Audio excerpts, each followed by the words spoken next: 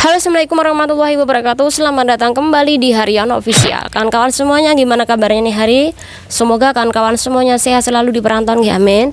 Semoga kawan-kawan semuanya dipermudah segala urusannya, sampai amin.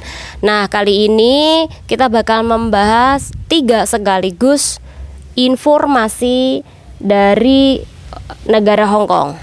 Pertama adalah kasus tentang bundir pekerja rumah tangga di negara Hong Kong. Kemudian kedua, pembahasan kasus wik-wik yang terjadi di sebuah taman. Kenapa kita harus membahasnya? Ini sekali lagi buat peringatan ini yang tidak memiliki malu ketika di negara orang. Jadi ada denda dan juga ada penjaranya. Kemudian yang ketiga adalah pembahasan ditangkapnya 250 gangster, dan di situ adanya pekerja migran Indonesia. Dan kali ini kita akan membahasnya kan kawan sekaligus, dan semoga bermanfaat dan jadikan ini pelajaran. Dan saya mengucapkan selamat menunaikan ibadah puasa bagi kawan yang saat ini menjalankan. Semoga amal ibadah sampean diterima oleh Allah SWT. Amin. Oke kawan, kita bakal membahas kasus atau berita yang pertama. Jadi tanggal 8 Maret 2024 sekitaran jam 10:59 pagi ini diketemukan seorang mayit pekerja rumah tangga asal PL sana yang umur 30 tahun kan kawan. Dan yang menemukan pertama kali ini adalah majikannya sendiri. Jadi pada waktu itu majikannya ini tidak mendapati CC-nya ini nampak di beberapa ruangan. Jadi karena tidak ada CC di ruang tamu, dapur, nah majikan ini mencari dan hasilnya dia menemukan PRTPL ini di dalam toilet, dan ini dalam keadaan gantung dengan menggunakan sal. Jadi kalau kawan-kawan pernah memiliki sal yang panjang, nah itu buat ngegantung dia atau bundir dia. Nah ketika sudah mengetahui kejadian seperti itu, bosnya ini membantu menurunkan PRT-nya, berharap bahwa ketika dibantu diturunkan, PRT-nya ini bisa diselamatkan. Tapi nasib berkata lain. Ketika dia ini sudah menurunkan, dia mendapati PRT-nya ini sudah tidak bernapas lagi. Jadi langsung dia telepon ke polisi, dan di situ polisi datang beserta tim medis kan kawan. Kemudian dirujuk ke rumah sakit di Renji sana. Setelah sampai di rumah sakit diperiksa, di situ kedapatan bahwa PRT-nya ini sudah meninggal. Mungkin bertanya kawan-kawan, di kamar mandi emang ada tempat untuk menggantung? Jawabannya adalah ada. Jadi kawan-kawan kalau kamar mandinya sama kayak aku dulu, ini pasti ya itu tempat buat menggantung. Jadi situ ada pembatas antara tempat mandi atau bak mandi, kemudian di atasnya ini ada besi kan kawan, dan kemudian ada kaca yang punya 2 pintu, nanti didorong sana dorong sini. Jadi ketika pintu itu didorong ke tepi sana, nanti kan di situ kan ada tempat untuk jalan masuk ke bak mandi. Nah di situ ada besinya di atas, nah disitulah buat gantung diri kan kawan. Jadi di dalam kasus ini berhati-hatilah ketika kawan-kawan memiliki masalah. Apapun masalah Anda, usahakan untuk curhat ke orang lain. Jika tidak mendapatkan solusi, jangan berpikir pendek. Karena ketika Anda melakukan seperti itu yang rugi tidak hanya Anda sendiri, tapi orang tua Anda, keluarga Anda yang sudah menunggu kepulangan Anda. Pokoknya seberat apapun masalah itu pasti ada jalan keluar. Dan dari kejadian ini sekali lagi polisi tidak menemukan bukti apa-apa, catatan apa-apa kenapa PRTPL ini melakukan bundir. Semoga ini bermanfaat. Jika kawan-kawan menemui kasus seperti ini, baik itu sesama PRT atau mungkin orang lokal atau majikan Anda. Sekali lagi, jangan pernah untuk memegangnya tali ataupun sal ataupun apapun itu. Usahakan untuk langsung telepon kepada polisi, karena ketika di rumah itu hanya ada Anda dan majikan, takutnya Anda juga bakal dituduh. Oke, kita bakal beralih ke kasus yang kedua. Jadi kasus ini adalah mengenai wig yang dilakukan oleh satu pasangan.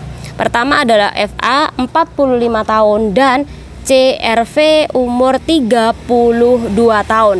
Ini adalah PRT ditangkap Pak Pol karena adanya laporan dari warga lokal yang memergoki pasangan ini telah melakukan ngewe sekitaran jam 11.16, jadi tengah-tengah malam ya. Nah, pasangan ini melakukan ngewe ini di Taman Saywan Street Playground sana, jadi di playground.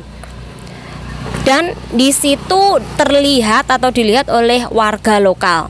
Jadi warga lokal ini langsung telepon Pak Polisi itu hari juga. Nah, di saat Pak Pol ini datang, mereka belum selesaikan kawan. Jadi sudah ada bukti dan akhirnya mereka ini ditangkap.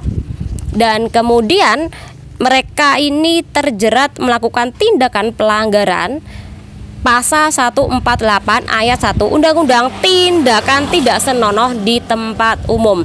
Nah, ketika mereka ini diadili, mereka itu diberi dua pilihan oleh hakim. Pertama, mereka bayar denda atau mereka bakal dipenjara selama 6 bulan. Dan mereka memilih membayar denda sebesar 5.000 dolar Hong Kong atau 10 juta atas perbuatannya. Jadi sekali lagi sampai ngerti kan bahwa di Hong Kong itu ada aturan tersendiri ketika Anda melakukan hal yang tak senonoh di tempat umum. Bahkan kejadian-kejadian seperti di MTR, kemudian di terowongan MTR itu juga ada yang terjadi. Jadi sekali lagi peringatan buat mbak-mbak Indonesia yang tidak bisa menahan hasratnya, ini mendingan untuk mencari hotel aja itu lebih baik. Jangan sampai Anda berbuat di tempat umum, karena sekali lagi ini bisa mempermalukan bangsa Anda sendiri dan bisa mempermalukan kawan-kawan pekerja migran asal Indonesia. Jadi usahakan kawan-kawan diperhatikan hal ini. Ojo goblok. Oke kawan-kawan, yang ketiga, selama 3 hari yang dimulai tanggal 14 sampai dengan 16, polisi Hong Kong investigasi kejahatan terorganisir dan pengamanan di beberapa wilayah Hong Kong ini telah melakukan patroli besar-besaran kan kawan di sepanjang jalan TST sana yang difokuskan.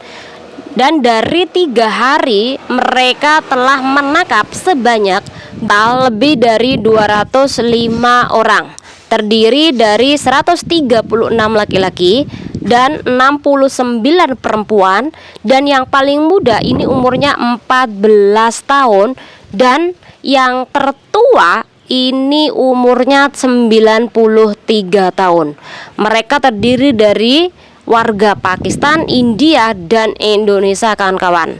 Kejahatan yang mereka lakukan adalah penjualan senjata ofensif, kemudian penjualan obat-obatan terlarang, perjudian, dan ini adanya penjualan narkoboy juga.